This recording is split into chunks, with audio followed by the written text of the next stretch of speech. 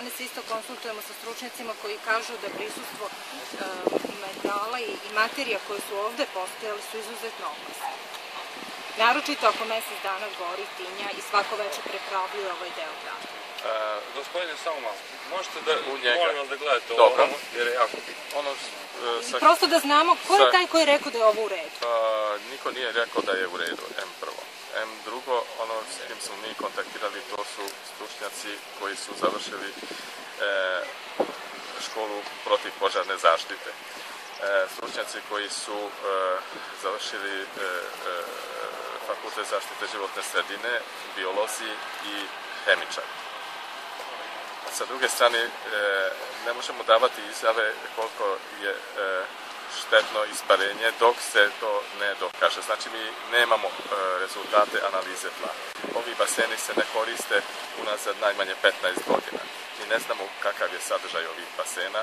Vidimo da je boja tla nešto brown-kasto, sivkasta, znači nije prirodna boja, ali očekujemo jedan deo nalaza koji radi naš Zavod za zdravstvenu zaštitu da vidimo da su ti teški metali koji su sigurno svojevremeno puštani ovde, nekontrolisano, ja mogu izjaviti ima da ne znam u to vreme ko je dao saglasnost i dozvole za ovako nešto, da su oni bili puštani ove kave. A sad, da su ti teški metali trenutno prisutni ili su za 15 godina otišli u duboke slojeve tla, to ne možemo reći trenutno dok ne imamo prve rezultate analize. Oni su bili prisutni ispred kaplja i požara još prošle godine u visokom procentu, što je pokazao monitoring koji postoji na sajtu grada Subotice. Bakar, hrom i cink.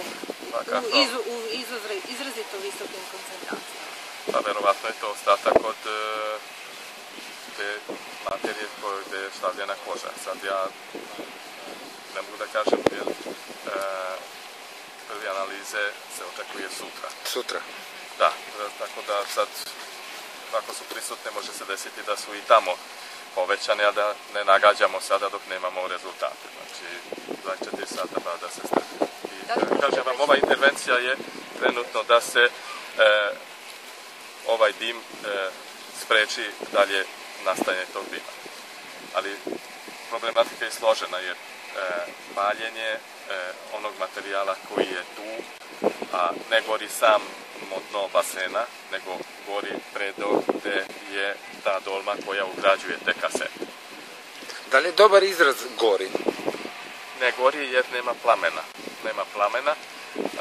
Mi smo bili i sinoć ovde. Znači, tokom dana taj dim je bio manjeg intenziteta. Sinoć oko 11 sati je bio izuzetno izražen. Znači, to se javlja kao kod šumskog požara. Negde ga ugušete, ali to je toliko vrelo još i dalje da se dolazi do stvajanja žara i javlja se na drugom mestu. Zato treba intervenisati na više mesta. Trenutno se radi na nasipanju tamo gde je najviše dimilo juče.